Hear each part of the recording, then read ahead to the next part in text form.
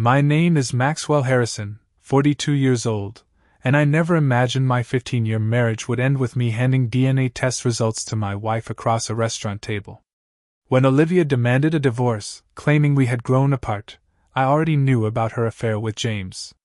What she didn't know was that I had discovered an even more devastating truth about our twin children. A truth that would shatter her perfect exit strategy. Before I share my story, let me know where you're watching from in the comments. Hit that like and subscribe button if you've ever had to face a painful truth that ultimately set you free. 17 years ago, I met Olivia at a charity fundraiser in downtown Seattle.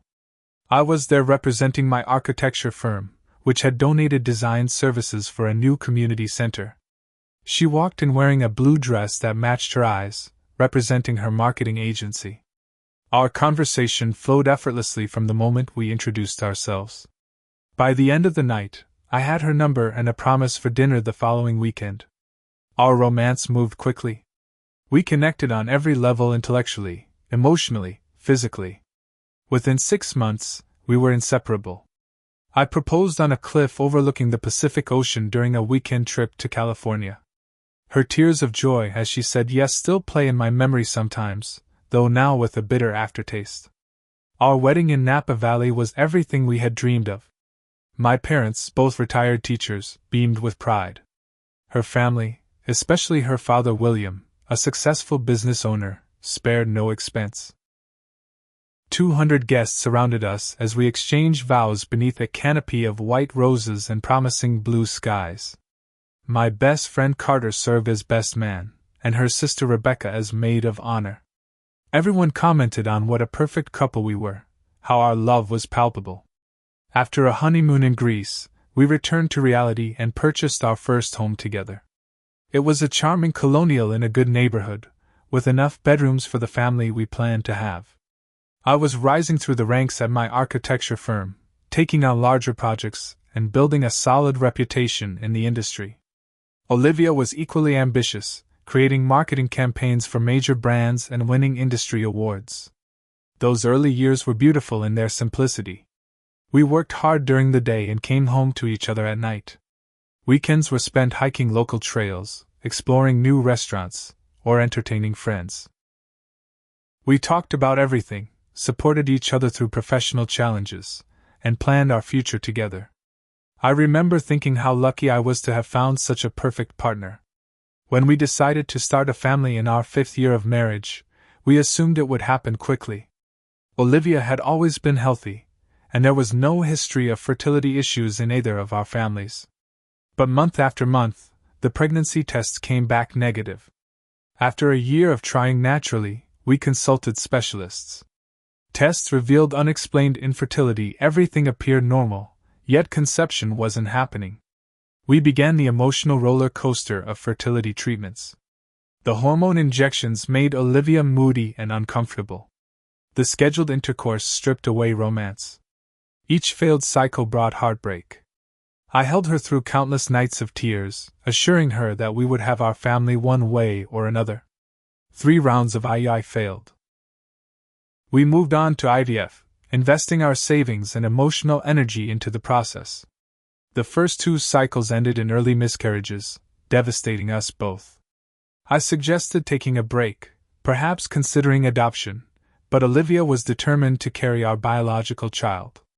Looking back, I wonder if I should have noticed her singular focus on having a biological connection.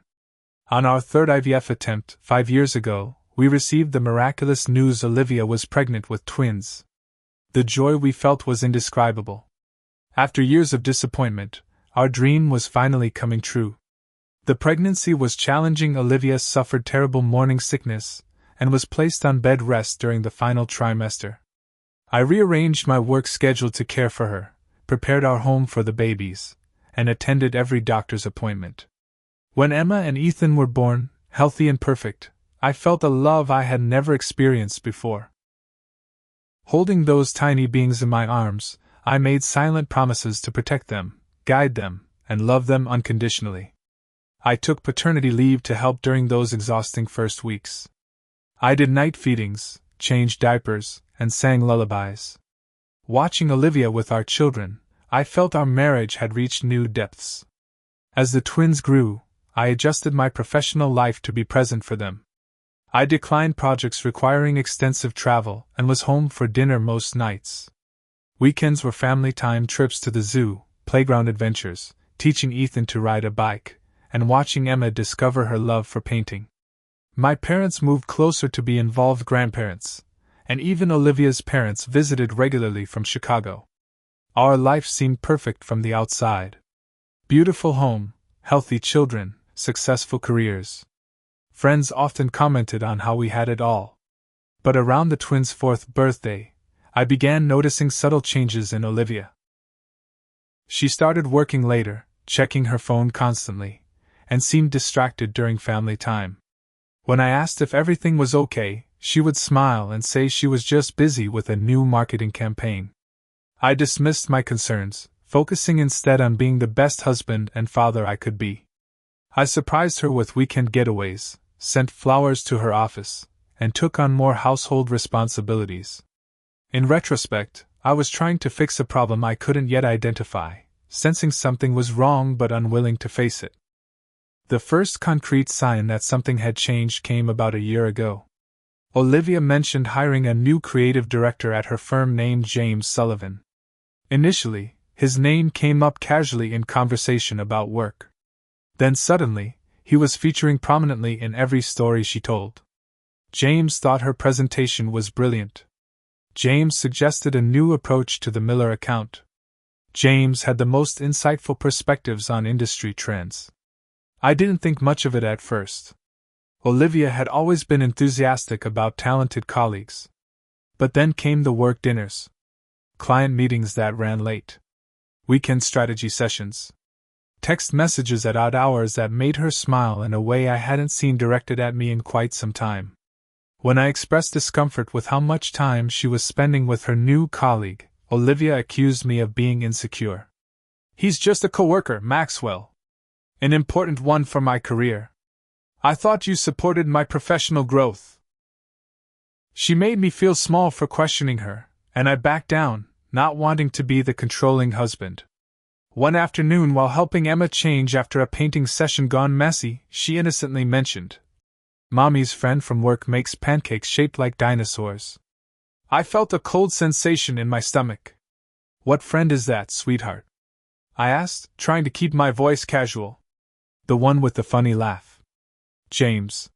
He comes over sometimes when you go on your trips." I questioned Ethan later, who confirmed that Mom's friend had visited several times. When I traveled for work, apparently our home had another visitor. Still, I told myself there could be innocent explanations. Perhaps group work sessions. Maybe James had a family who came along. I didn't want to jump to conclusions based on a child's comments. In March, I had a 3-day architecture conference in Chicago. On the second day, I received a call that a major client wanted to meet immediately about changes to their project. I flew home a day early, planning to surprise Olivia and the kids with dinner. When I arrived home around 6 in the evening, the house was empty. Mrs. Peterson next door mentioned Olivia had dropped the twins off for a playdate with her grandchildren about an hour earlier, saying she needed to run to the office for something urgent. Inside our home, I found 2 wine glasses in the sink. The living room smelled faintly of unfamiliar cologne. The throw pillows on our couch were askew. Nothing definitively damning, but enough to strengthen my suspicions. When Olivia returned with the twins 2 hours later, her surprise at seeing me turned quickly to what looked like panic before she composed herself. "The Chicago conference ended early?" she asked, her voice slightly higher than normal. "Client emergency," I explained, watching her face carefully. "I came home hoping to take everyone to dinner." "Oh, that's sweet," she said, not quite meeting my eyes. "I had to grab some files from the office for tomorrow's presentation." Later that night, after the kids were asleep, I confronted her. "Is there something going on between you and James?" Her reaction was immediate and defensive. "Are you serious right now? You're spying on me? Checking up on me?" "I'm not spying. The kids mentioned he comes here when I'm away. For work sessions." Sometimes with the whole team. I can't believe you're doing this, Maxwell. After 15 years, you don't trust me? Her indignation was so convincing that I began to doubt myself. The wine glasses in the sink? The cologne I smelled? We had a quick team meeting here before going back to the office. Louise from accounting brought wine to celebrate landing the Peterson account. And the cologne could be from anyone, maybe even the delivery guy who brought our package earlier. Her explanations sounded plausible, yet something felt off. Still, I apologized for jumping to conclusions. We had our first serious argument about trust and boundaries that night. She made me feel like I was destroying our marriage with my suspicions. I've never given you any reason not to trust me, she said tearfully. I'm the mother of your children, your partner for 15 years. How could you think I would betray that? I decided to believe her. The alternative was too painful to consider. I recommitted to our marriage, planning date nights, buying thoughtful gifts, creating quality time. I scheduled my work around being home more. I sent flowers to her office and left love notes in her car. Meanwhile, Olivia grew increasingly distant. She was physically present but emotionally elsewhere. Our conversations became superficial. Our intimacy waned until it was nearly non-existent. When I tried to discuss it, she blamed work stress or fatigue from parenting. Not everyone can be consistently upbeat like you, Maxwell, she would say with a hint of disdain. Some of us get tired. Some of us have pressure you don't understand. I suggested couples therapy. She refused, saying we didn't need strangers interfering in our marriage. I recommended a vacation, just the two of us. She claimed she couldn't leave work at such a crucial time. Every attempt I made to reconnect was met with a wall of excuses and growing resentment. The woman I married, who once looked at me with love and desire, now seemed annoyed by my very presence. Yet she maintained nothing had changed. According to Olivia, it was all in my head. I was overreacting. I was too needy. The gaslighting was subtle but effective, making me question my own perceptions. I tried focusing on the children, channeling my emotional energy into being a good father. Emma and Ethan became my anchors during this confusing time. Their unconditional love reminded me of what mattered most.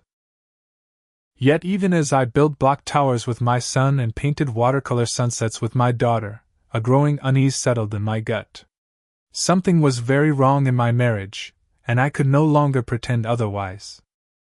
The definitive evidence came on a rainy Tuesday morning. Olivia had left for work in a hurry, forgetting her phone on the bathroom counter.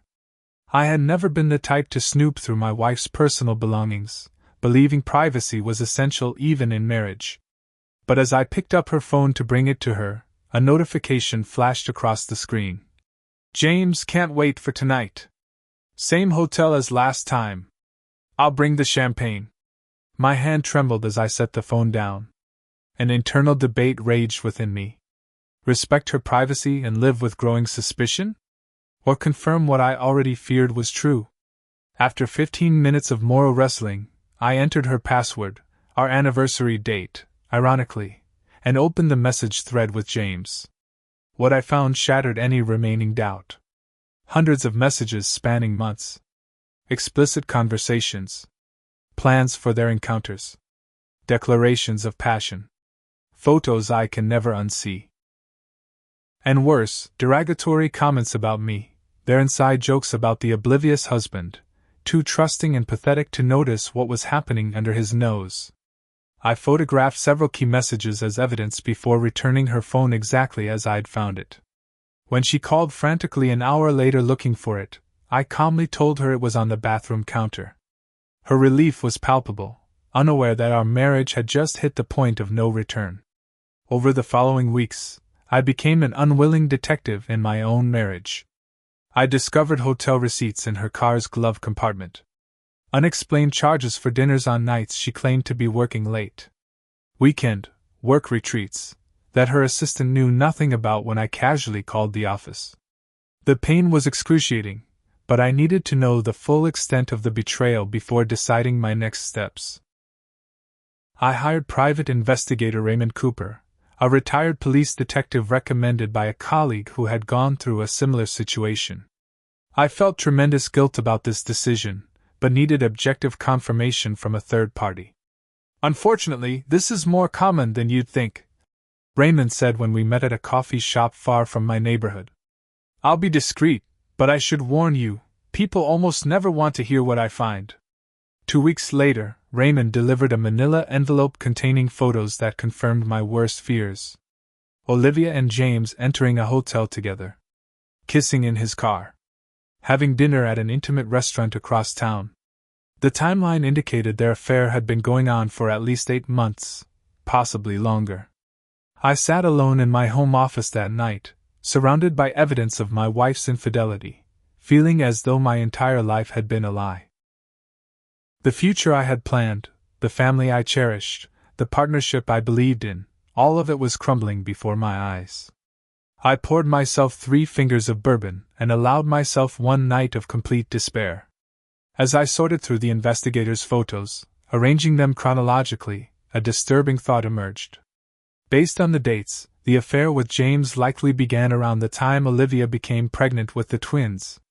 After years of fertility struggles, the timing seemed suspicious. I calculated backwards. Our last IVF treatment. The dates Olivia claimed to be at medical appointments I couldn't attend due to a major project deadline. A business trip James and Olivia both attended right before she announced her pregnancy. The pieces were falling into a pattern I didn't want to acknowledge. A terrible suspicion took root. Could the twins, the children I had raised and loved with every fiber of my being for 5 years, not be biologically mine? The thought was almost too painful to consider, yet I couldn't dismiss it. I researched paternity testing, learning I could purchase a kit that required only cheek swabs. The moral implications weighed heavily on me. These were my children, regardless of biology. I had been there for their first steps, first words, first everything. Did DNA really matter? But another voice insisted I deserved to know the truth, however painful it might be. After days of internal conflict, I ordered the test kit. It arrived in discreet packaging that I immediately hid in my office. For nearly a week, I couldn't bring myself to use it, hoping I was wrong, that my suspicions were just paranoia born from discovering the affair. One evening while Olivia was working late, I bathed the twins and prepared them for bed. As I watched them splash and giggle, I studied their features, searching for myself in them. Emma had Olivia's blue eyes and delicate nose. Ethan had her dimples and auburn hair. People often commented that they looked just like their mother, but I had always assumed they had some of my traits too, perhaps more subtle ones. After tucking them in and reading their favorite bedtime story, I returned to their bathroom. With a heavy heart, I swabbed their toothbrushes for DNA samples, added my own sample, and sent the kit for testing. The waiting period was excruciating. I maintained normalcy at home, continuing to be a loving father and playing the role of unsuspecting husband. I attended Ethan's t-ball game, helped Emma with her art project, and sat through family dinners with Olivia, all while carrying this devastating uncertainty. 7 days later, while at work, I received an email notification that the results were ready. My hands shook so badly I could hardly click the link. When the page loaded, the clinical language did nothing to soften the blow: 0% probability of paternity for both children. I was not their biological father. I left work immediately, telling my assistant I was ill. In a sense, I was. The physical symptoms of this emotional trauma were real: nausea, dizziness, chest pain so severe I momentarily wondered if I was having a heart attack. I drove to a park on the outskirts of town and sat in my car for hours, alternating between sobbing and staring blankly at the horizon. The betrayal was more profound than I could have imagined. Not just an affair, but a complete rewriting of our family story. For 5 years, I had been raising another man's children, believing they were mine. The fertility treatments, the celebrations, the middle-of-the-night feedings, the pride I felt watching them grow, all of it built on a fundamental lie. Yet even in my anguish, one thing remained crystal clear: I loved Emma and Ethan. Their paternity didn't change the bond we had formed. They were innocent in this deception. They were still my children in every way that mattered. But Olivia and James had stolen something precious from all of us, the truth. I didn't go home that night. I checked into a hotel and called Olivia to say I was working late on a project deadline. The irony of using her own excuse wasn't lost on me. I needed space to process what I'd learned before facing her. I spent a sleepless night cycling through rage, grief, and anxiety about the future. By morning, I had composed myself enough to return home and maintain appearances. For the next 2 weeks, I lived in a state of painful duplicity. I continued being a father to the twins, treasuring every moment with them even more now that I understood the precariousness of my position. But I could barely look at Olivia without feeling physically ill. I withdrew emotionally from her, though she hardly seemed to notice, so involved was she in her own deceptions. When we did interact, I was cordial but distant. I worked later, avoided being alone with her, and slept in the guest bedroom under the pretense of not wanting to disturb her with my insomnia. 18 days after I received the DNA results, Olivia asked me to join her for dinner after the children were asleep. She had prepared my favorite meal and opened an expensive bottle of wine. For a brief, hopeful moment, I wondered if she was going to confess, perhaps seek forgiveness and find a way forward together. Instead, she calmly informed me that she wanted a divorce. "I think we both know this isn't working anymore, Maxwell," she said, her voice eerily composed. "We've grown apart. I'm not happy, and I don't think you are either. When did you decide this?" I asked, fighting to keep my voice steady. "It's been coming for a long time," she replied, not meeting my eyes. "I think we should make this as amicable as possible, for the children's sake." The children. Her casual reference to the twins she had led me to believe were mine ignited a flash of anger that I quickly suppressed. Now wasn't the time. I needed to understand her game plan before revealing my hand.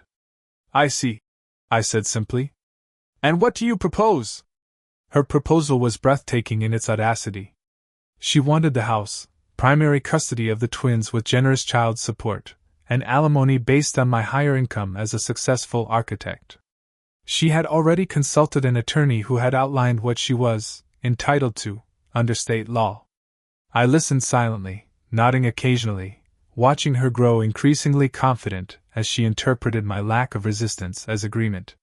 She didn't know I could see right through her. This wasn't about having grown apart. This was about setting up her new life with James while extracting maximum financial benefit from me. "I'll need some time to process this," I finally said. "It's a lot to take in." "Of course," she replied with false sympathy. "Take all the time you need. But Maxwell, I think we both know this is for the best." I wonder now if she suspected I knew about the affair. Her careful phrasing, her confident demands, perhaps she thought I would agree to her terms out of shame or fear of public embarrassment. What she couldn't have known was that I had discovered a far deeper betrayal than her infidelity. The next morning, I contacted divorce attorney Sarah Bennett, who came highly recommended for complex cases. In her elegant office overlooking downtown, I laid out everything: the affair, the DNA test results, Olivia's divorce demands. Sarah listened without interruption, taking occasional notes.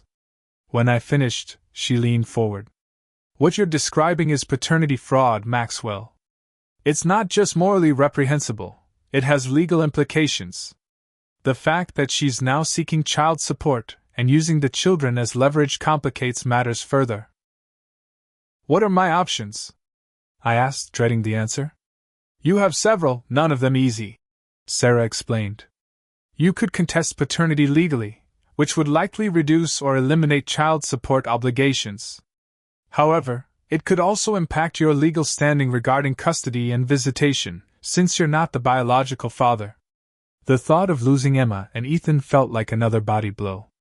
"I want to remain their father," I said firmly. "They know me as their dad. I've raised them since birth." Sarah nodded. "Then we need to consider psychological parentage arguments. Many courts recognize that the parent-child relationship transcends biology. But I won't sugarcoat this, It's going to be a difficult battle, especially if the biological father wants to assert his rights. I hadn't even considered that James might want custody. The possibility added another layer to this nightmare. What about the divorce settlement itself? I asked. That's where the paternity fraud gives us leverage, Sarah explained.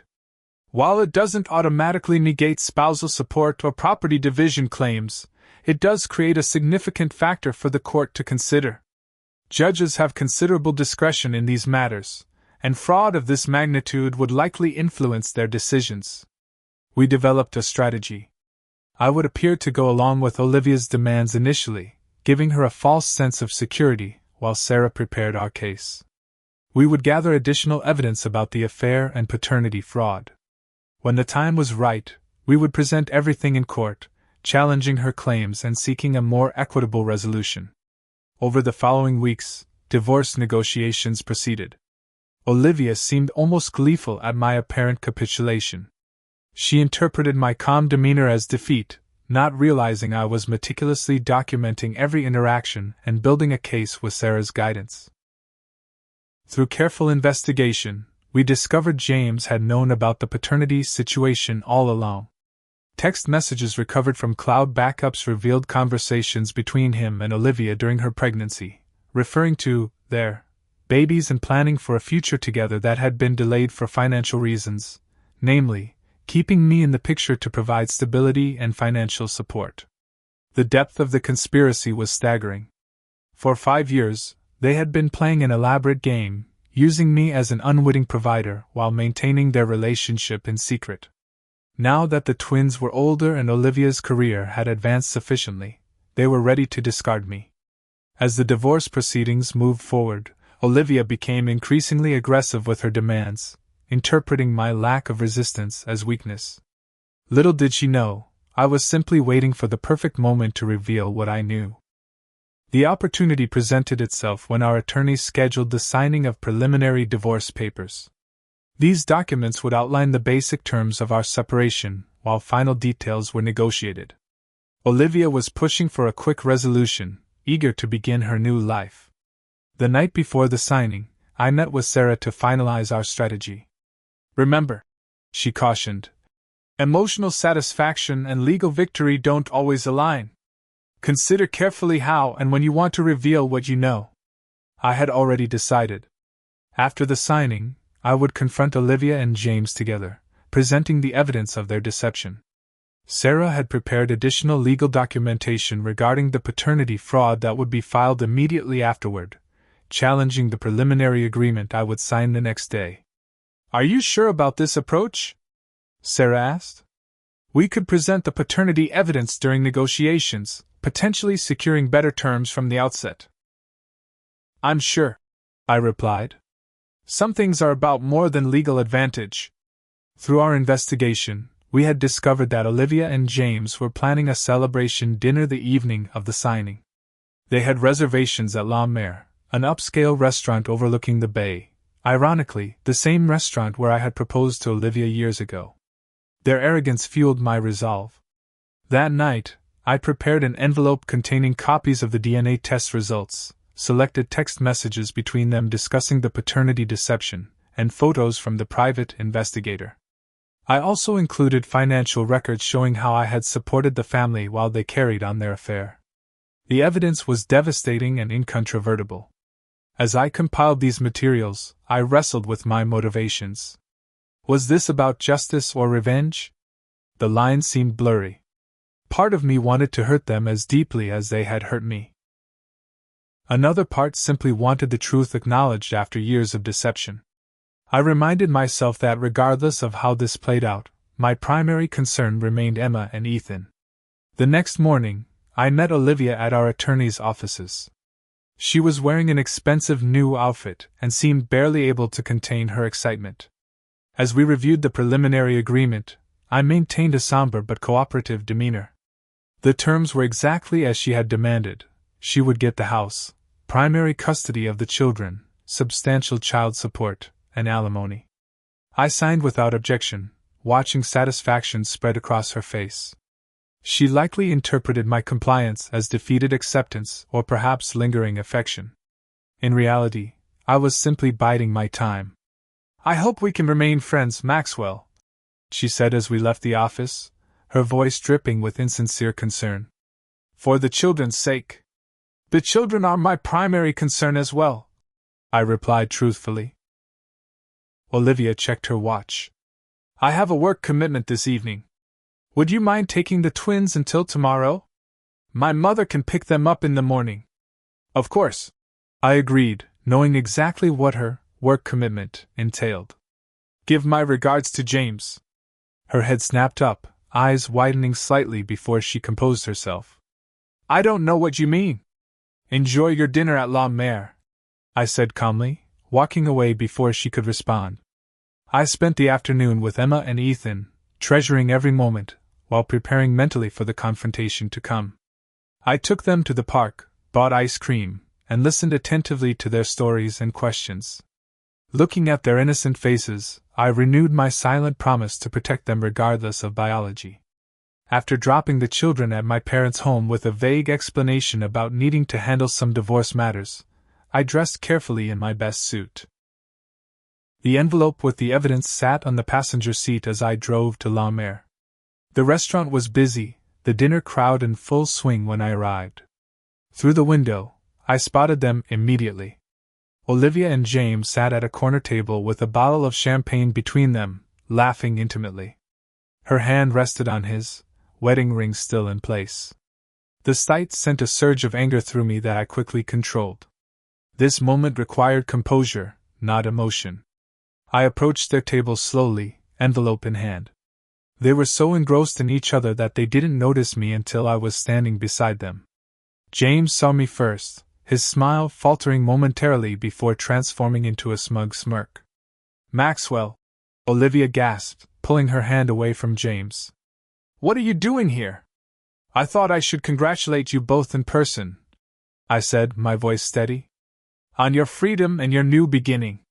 James recovered quickly, his arms sliding possessively around Olivia's shoulders. "Look, man, these things happen. People grow apart.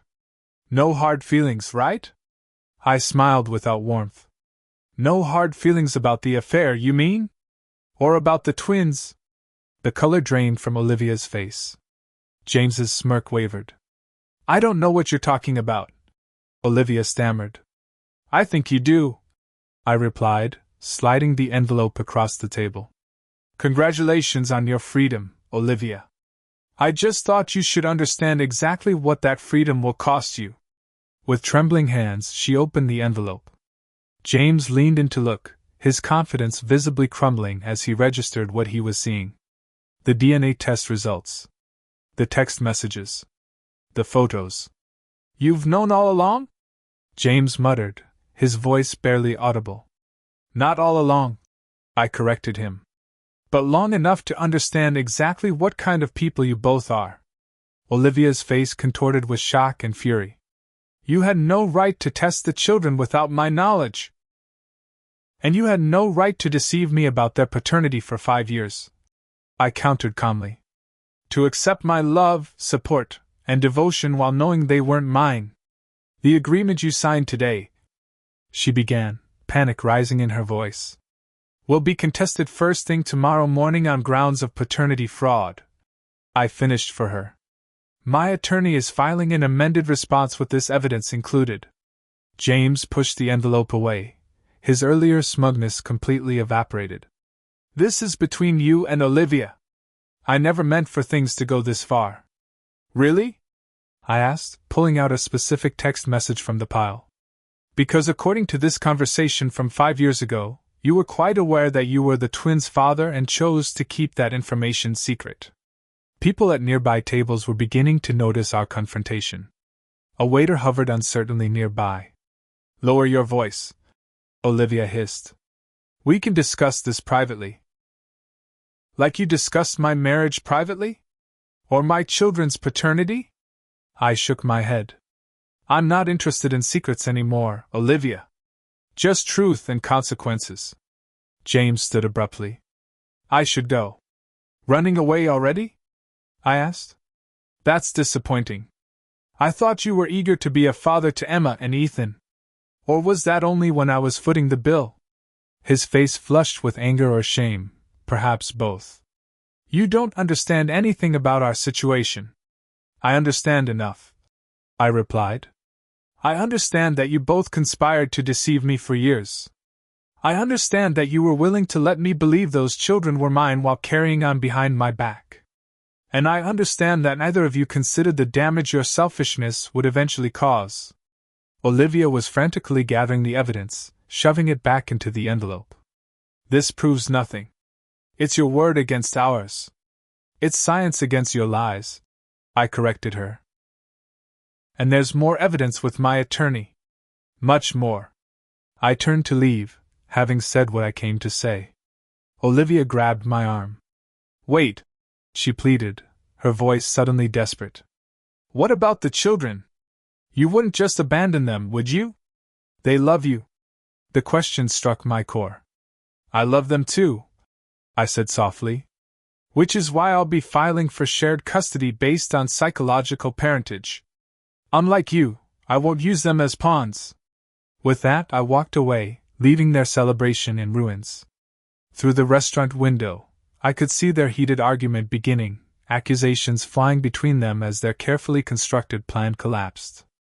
I felt no triumph, no vindication, only a sad clarity. The confrontation hadn't healed my pain or restored what I had lost. But it had done something equally important. It had established the truth as the foundation for whatever came next. The legal storm that followed my restaurant revelation was intense and exhausting. The morning after confronting Olivia and James, Sarah filed our amended response to the divorce petition, including the paternity fraud evidence.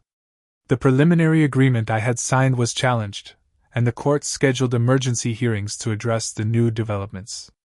Olivia's reaction was a mixture of fury and panic. Her attorney called Sarah immediately, alternating between threats and settlement offers. They proposed a revised agreement that would still grant Olivia primary custody but with reduced financial support. Sarah rejected it outright on my behalf. They're scrambling, Sarah told me after the call. They know how bad this looks. Paternity fraud is not just morally reprehensible, it's legally actionable in this state. James's response proved even more surprising. Within days of the confrontation, he disappeared from the picture entirely. Olivia called me in tears, claiming he had broken things off and wanted nothing to do with the situation. According to her, he had even suggested she try to reconcile with me. For the sake of the children. He said he's not ready to be a father. She sobbed. He said this is too complicated and he never signed up for a legal battle. I felt no sympathy for her. That's unfortunate, I replied neutrally. But it doesn't change my position. The truth, as we later discovered through further investigation, was more calculating. James had indeed backed away, but not because he was overwhelmed. Financial records revealed he had recently accepted a job offer in another state, and had been planning to leave even before our confrontation. Olivia had been unaware of these plans, believing they would start their new life together once the divorce was finalized. His abandonment devastated her on multiple levels. Not only had she lost her lover and partner in deception, but she now faced the paternity fraud allegations alone. Additionally, with James fleeing his parental responsibilities, her financial strategy collapsed. She had counted on support from both men to maintain her lifestyle. Meanwhile, I struggled with my own emotional turmoil. Despite the betrayal, I continued to love Emma and Ethan fiercely. They were innocent in this adult chaos, and I was determined to remain a constant in their lives. The hardest part was maintaining normalcy around them while their family structure was being redefined in courtrooms and attorneys' offices. My parents proved to be incredible allies during this time. They had always been devoted grandparents, and the paternity revelation didn't diminish their love for the twins. Biology is just science, my father said firmly. Family is something much deeper. Those children are our grandchildren, period. Telling friends and extended family about the situation was painful but necessary. I chose to be forthright but dignified, explaining the circumstances without vilifying Olivia. Most responded with shock and support, though a few uncomfortable questions about my future relationship with the twins were inevitable. "Of course I'm still their father," became my standard response. "That hasn't changed and won't change." The court proceedings were grueling. During the first hearing, the judge expressed visible shock at the evidence presented. Olivia's attorney attempted to paint me as vindictive for pursuing paternity testing, but this strategy backfired when our evidence showed the timeline of discovery and my consistent focus on the children's well-being. Mr. Harrison discovered the paternity fraud only after Mrs. Harrison had already decided to end the marriage, Sarah argued effectively. His actions were not malicious but a reasonable response to emerging suspicions based on the documented infidelity. The court appointed a guardian ad litem to represent the twins' interests, which I welcomed. Lauren Morales, the experienced family advocate assigned to our case, interviewed everyone involved, including Emma and Ethan, in age-appropriate conversations. Her eventual recommendations strongly supported my continued role in their lives. "The children identify Mr. Harrison as their father in every meaningful way," her report stated. "Disrupting this relationship would cause significant emotional harm, regardless of biological connections." 3 months into the legal battle, we faced a pivotal custody hearing. I arrived early, reviewing notes with Sarah in the courthouse corridor when Olivia approached, looking uncharacteristically subdued. "Can we talk?" she asked quietly. "Alone?" After a nod from Sarah, I followed Olivia to a private alcove. "I want to apologize," she began, voice trembling. "What I did was unforgivable. I know that." I remained silent, waiting for the inevitable qualification or request that would follow such an apology. "James is gone for good," she continued.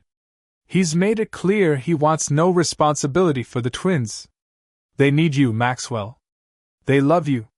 "I love them too," I replied. "That hasn't changed." "Then maybe we could." She hesitated. "Maybe we could work something out. For their sake. Perhaps even give our marriage another chance?" The suggestion was so unexpected and inappropriate that it momentarily left me speechless. After everything that had happened, after the layers of betrayal and deception, she was suggesting reconciliation, not from remorse or love, but from desperation and self-interest. "No, Olivia," I said firmly. "Our marriage is over. But I am committed to co-parenting with you, provided we can establish honesty and respect moving forward." Her face hardened. "Then I'll see you in court." The hearing that followed was contentious.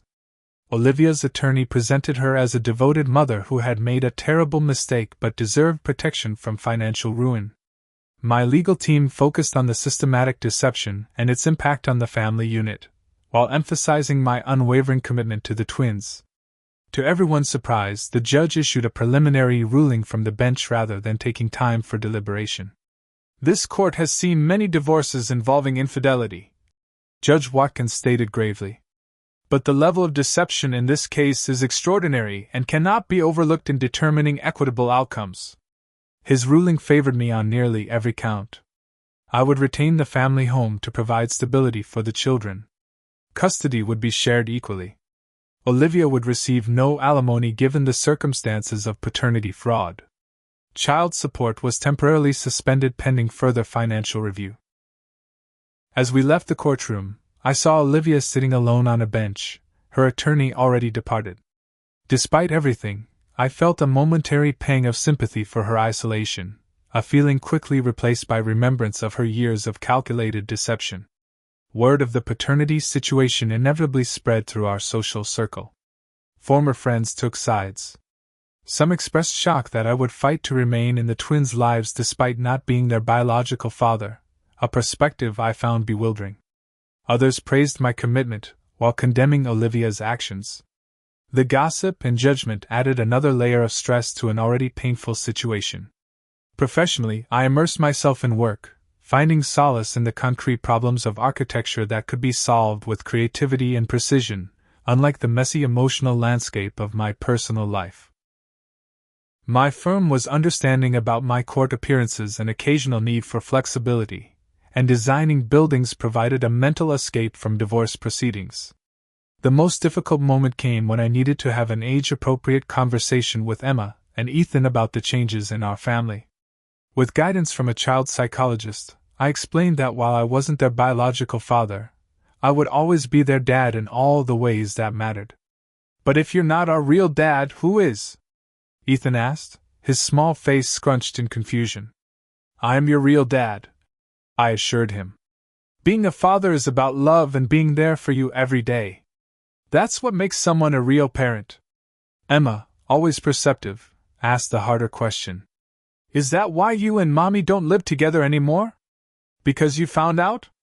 "Grown-up relationships are complicated," I answered carefully. "But none of this is your fault, and both your mom and I love you very much." Throughout the tumultuous months that followed, I maintained this message consistently. The adults' problems were separate from my love for them. Whatever happened between their mother and me, my commitment to them was unbreakable. The final divorce decree reflected the preliminary rulings, with some adjustments. Olivia moved to a small apartment, her marketing career temporarily derailed by the personal scandal. James had indeed relocated to Boston, making no attempt to contact the twins or acknowledge his biological connection to them. I kept the family home, where Emma and Ethan continued to have their own rooms and established routines. On the weeks they stayed with Olivia, I used the quiet to process my grief and begin rebuilding my life, one careful step at a time. 6 months after that confrontation at La Mer, I had achieved a legal victory, but was still healing from the emotional devastation. The betrayal had fundamentally changed how I viewed relationships and trust. Yet watching Emma master a difficult piano piece or helping Ethan build his science project, I knew that despite everything, I had gained something precious and irreplaceable. The 1-year anniversary of discovering the paternity test results arrived on a crisp autumn day.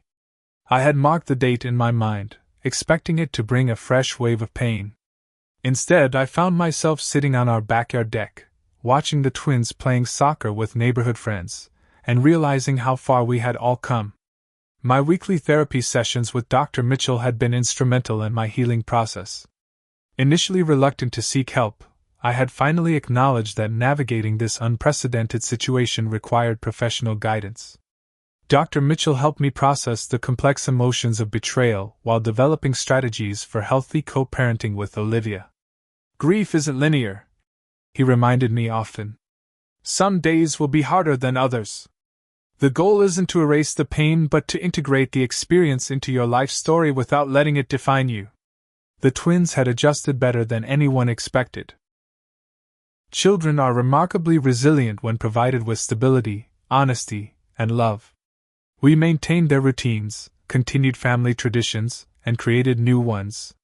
Sunday morning pancakes, Wednesday game nights, summer camping trips. These consistent rhythms provided security amid the significant changes in their lives. Maintaining my bond with Emma and Ethan had been my primary concern throughout the divorce. Despite not sharing DNA, our connection remained profound and genuine. I attended every school event, coached Ethan's baseball team, and sat patiently while Emma practiced piano. We had open, age-appropriate conversations about family structures and how love transcends biology. "Families come in all different forms," I explained one evening when Emma asked why her friend had 2 moms. "What makes a family isn't who is related to whom, but how people care for and support each other." "Like how you're still our dad even though you and Mom aren't married?" Ethan asked. "Exactly," I affirmed. "I'll always be your dad, no matter what." Surprisingly, Olivia's parents had become unexpected allies in maintaining family stability. Initially horrified by their daughter's deception, William and Eleanor maintained their relationship with me for the twins' sake. They regularly invited me to family gatherings and made clear that I would always be considered family, regardless of the divorce. "What Olivia did was inexcusable," Eleanor confided during a quiet moment at Emma's birthday celebration. "But those children need you, and we're grateful you've chosen to remain in their lives." Dating again had seemed impossible for months after the divorce was finalized. The betrayal had left deep scars on my ability to trust. But eventually, through a community volunteer project, I met Elizabeth, a divorced elementary school teacher with a daughter of her own. Our shared experiences as single parents created an immediate connection. Our relationship developed slowly and thoughtfully. I was transparent about my situation from the beginning, expecting it might be too complicated for someone to willingly step into.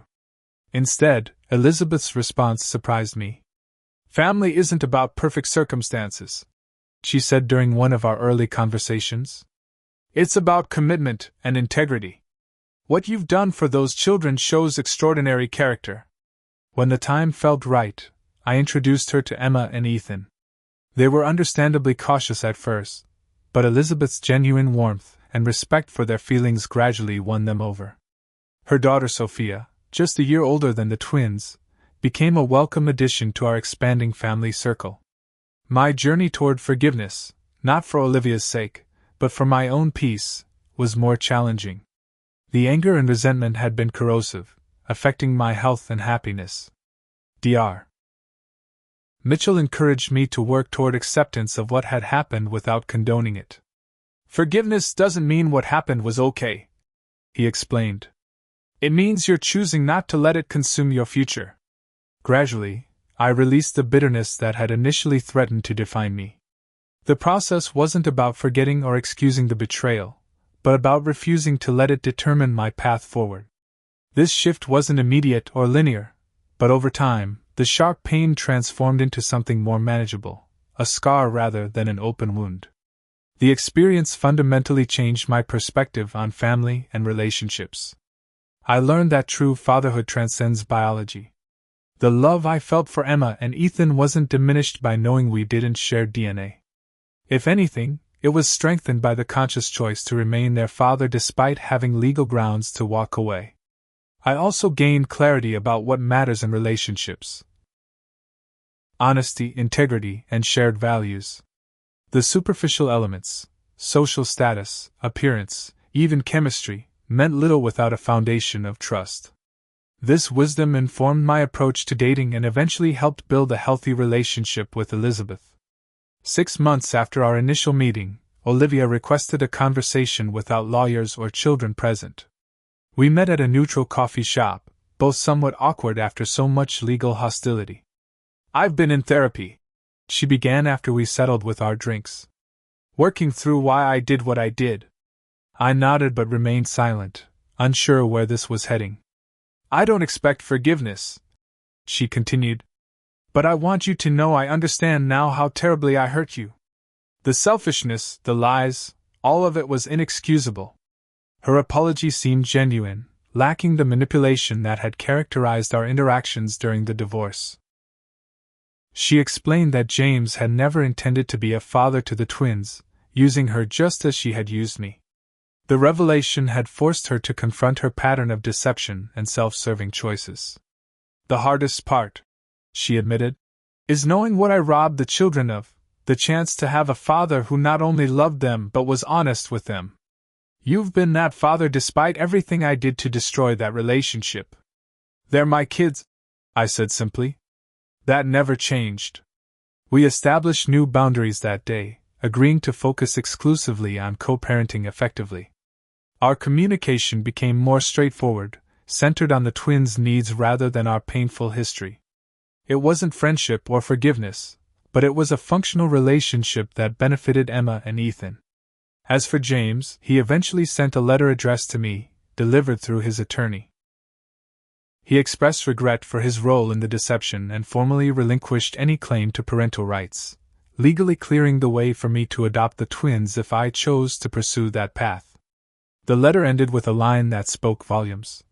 "They have a father already, a better man than I could ever be."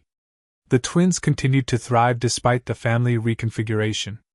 Emma's artistic talents blossomed, her paintings winning school competitions. Ethan's natural athletic ability made him a standout in Little League.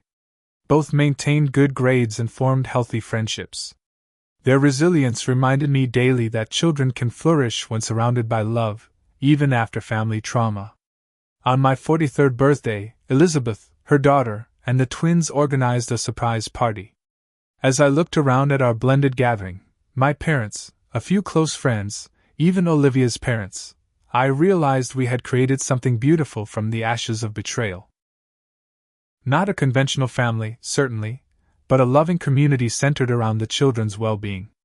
Later that evening, after guests had departed and the children were asleep, Elizabeth and I sat on the deck sharing a bottle of wine. "You know what I admire most about you?" she asked. "You chose love over bitterness. You could have walked away with complete justification, but you stayed for Emma and Ethan." Her observation made me reflect on the wisdom I'd gained through this painful journey. Family isn't defined by blood but by choice and commitment. Integrity matters more than legal victories. Children need love and stability above all else. And sometimes, our greatest challenges reveal our true character. The path forward wasn't perfect or easy. Co-parenting had ongoing challenges. The twins would eventually have more questions about their biological origins. My relationship with Elizabeth would face its own tests as we considered merging our families more permanently. But I had found peace with my unconventional family story. The DNA test that had initially shattered my world had ultimately revealed something profound: fatherhood transcends genetics. Those test results had cost me a marriage built on lies but affirmed the authentic bond with two children who still called me Dad, the most meaningful title I would ever hold. Have you ever faced a betrayal that ultimately led to unexpected wisdom? I'd love to hear your stories in the comments below. If this journey of choosing love over bitterness resonated with you, please hit the like button and subscribe to hear more stories of resilience and redemption. Remember, sometimes our greatest strength is revealed in our most challenging moments. Thank you for listening, and I wish you the courage to choose love, even when it's the harder path.